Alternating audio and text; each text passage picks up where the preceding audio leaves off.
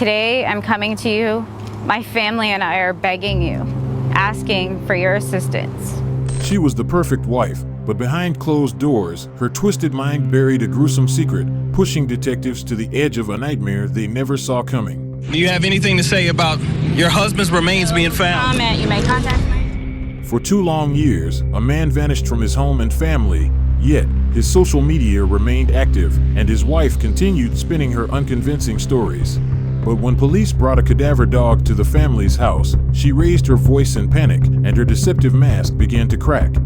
As time ran out and the mystery deepened, one crucial clue held the key, ultimately solving the entire investigation. In their backyard, the detectives' fear twisted into a horrifying reality as they stepped onto a truth far darker than they had ever imagined. Lawrence, New York, rests like a forgotten outpost in the middle of the state, and in many ways, right in the middle of nowhere. With a population of fewer than 3,000 people, it's the kind of place where everyone knows everyone. Among the tight-knit community of Lawrence, a young couple seemed destined for a fairy tale. Michael Shaver and his childhood sweetheart Lori were inseparable from the moment they met. They graduated from Lawrence Central High School, and in 2005, they sealed their commitment with wedding vows. As life moved forward, so did their dreams. 3 years later, they welcomed a daughter and a son. With their growing family, the couple decided to relocate to Florida, settling in Lake County. It was a place known for its tourism, but what made it truly appealing was its proximity to Disney World. Michael worked there as a technician, while Lori stayed home taking care of their 2 children. The dream was simple: a beautiful home, a promising career, and magical family moments just around the corner. Michael and Lori became part of the community at Sandy Pines Road. But behind closed doors, their marriage had worn thin, frayed by years of quiet battles. They kept their struggles private and had already separated once before, only to reconcile with maintaining a facade of normalcy. But no facade lasts forever, and by late 2015, something shifted. Those close to Michael Shaver noticed he had grown distant, as if something heavy weighed on him.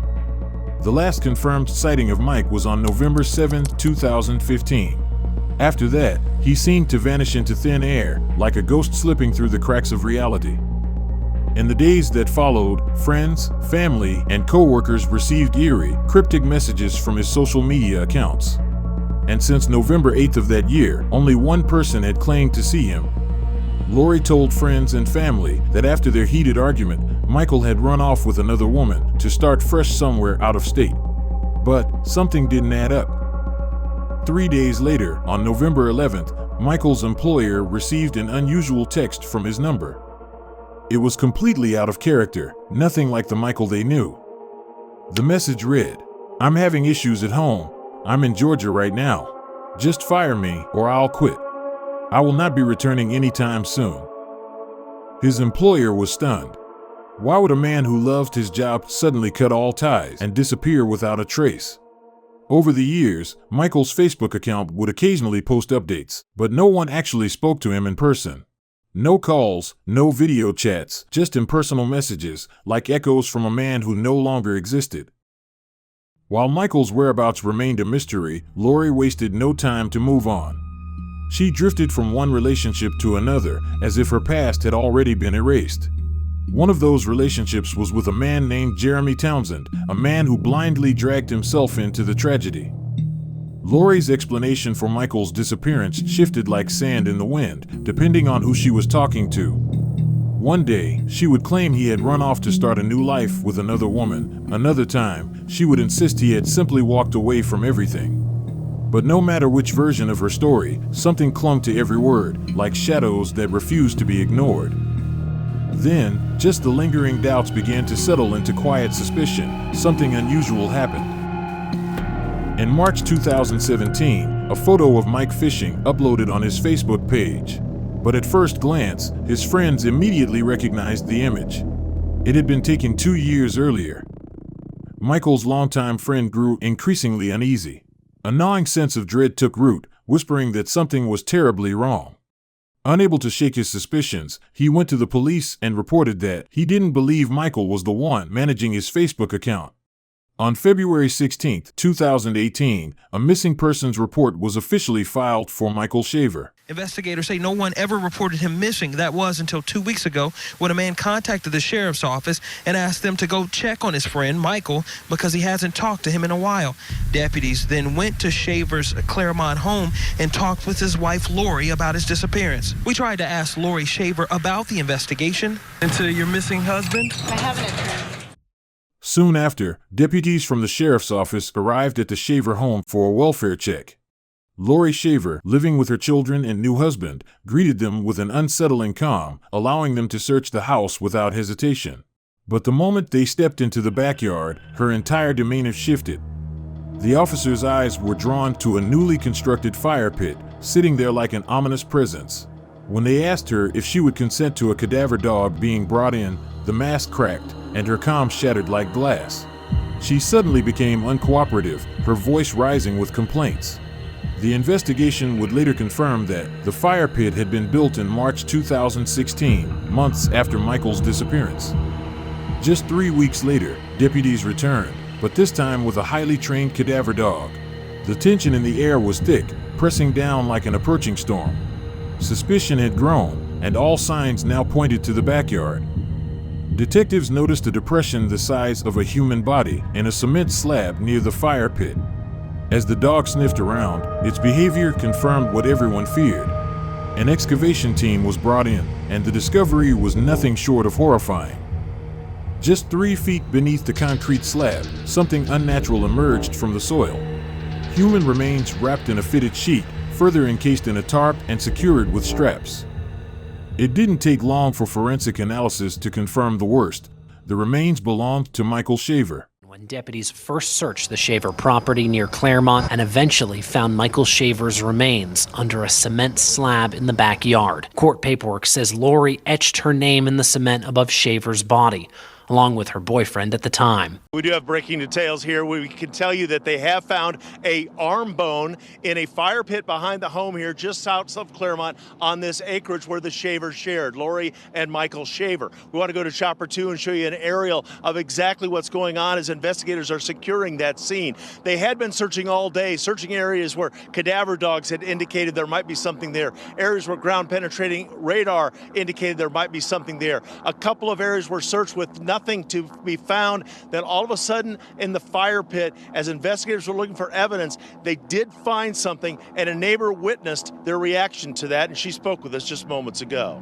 They had been digging in another area for a little while, and then they've come up to the fire pit. They removed all the cement. There was a lot of cement, actually. An autopsy revealed that Michael had been executed with a .38 caliber bullet to the back of the head.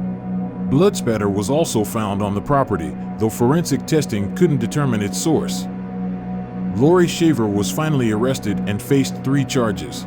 Despite the shocking allegations, she pleaded not guilty and managed to post bail, which was set at $50,000. After securing the bail, she brazenly resurfaced online, posting a video on YouTube as if she were the real victim in this whole tragedy. I'm Jeffrey Wiggs. I'm an attorney, criminal attorney here in Lake County, Florida. Sitting to my left is Lori, a client of mine. Lori, regrettably, is charged with the most onerous crime that any individual could be faced with in their lifetime. I'm coming before you guys today just to let you know that we have our suspicions, but I don't know why I've been targeted, why I've been set up, or charged with this heinous crime. I am not guilty. And I know that there's people out there that are trying to paint this picture of me, but that's not me. And so today I'm coming to you, my family and I are begging you, asking for your assistance to help prove my innocence in this case. Without you, we don't have the financial means to pay for my attorney's fees. It was about a year ago that we watched as heavy machinery was used to dig up a fire pit in the backyard of Lori Shaver's Claremont home. I'm on the phone with my attorney right now, and I'm not making a statement. Do you have anything to say about your husband's remains being found? Comment. You may contact my attorney. The wheels of justice often turn slowly, and Lori's trial was no exception. Thanks to a series of legal maneuvers, procedural delays, and the unforeseen impact of a global pandemic, her day in court was postponed for nearly 4 years. But as time passed, an even more shocking revelation would emerge, one that would turn the entire case on its head. In early 2023, Lori's defense team made a stunning announcement. They planned to call an unexpected witness to the stand, Lori's own daughter, Isabel.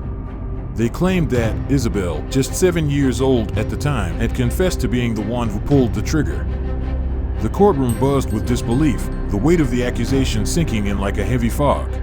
A child, barely old enough to tie her own shoes, was now painted as the killer in a crime too gruesome to comprehend.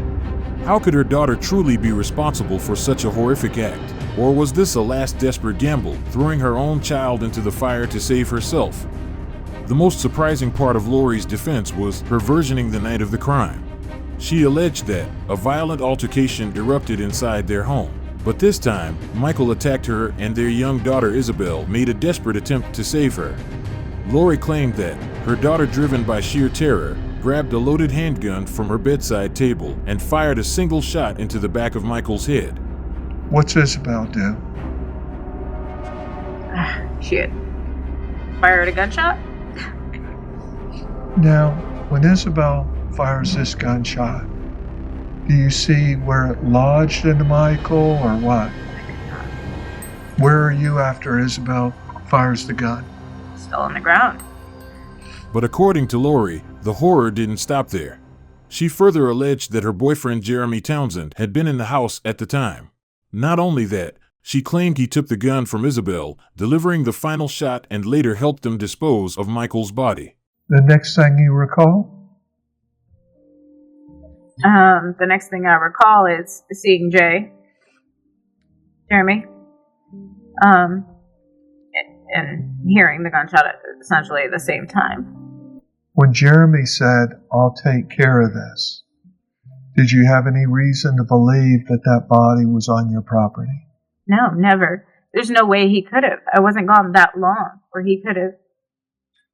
Finding out the dimension? No.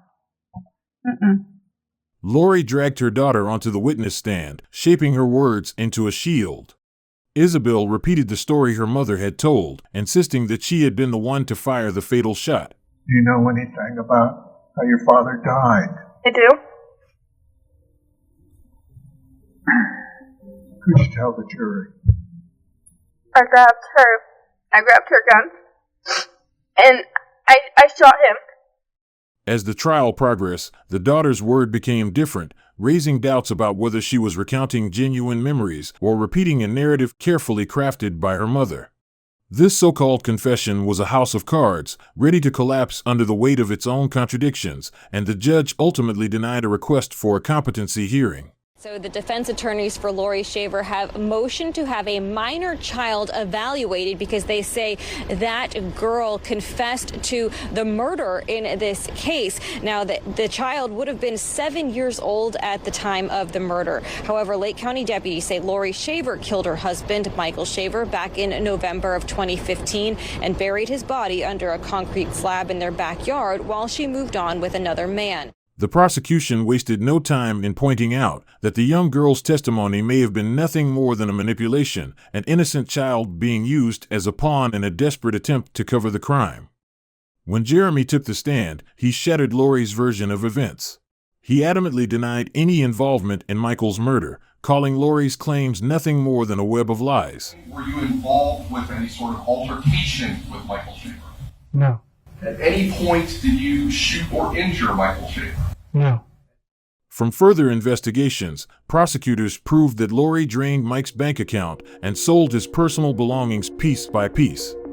And to maintain her story, she wove a web of lies, claiming that Michael had abandoned his family and was now stalking her from different states. Lori never once called her husband after November 15, 2015. According to the affidavit, she also never sought a child support payments or filed for divorce. But prosecutors had something even more damning. Following Michael's disappearance, Lori allegedly used his phone to send misleading messages to his family, friends, and even his employer. At the time, Michael's sister growing increasingly suspicious and tried to reach out directly. But in response, she received a cold message, one that only deepened her concerns. Lori sent the text by saying, "Everyone just needs to leave me alone, just like they did my entire life." In a bizarre twist, Lori went even further to keep up the illusion. Shortly after Michael's disappearance, she mailed herself a postcard with Michael's name. It featured a photo of him and a simple message. Prosecutors further peeled the layers of her deception, tracing the IP addresses of several social media posts, proving once and for all that she had been the one behind the curtain.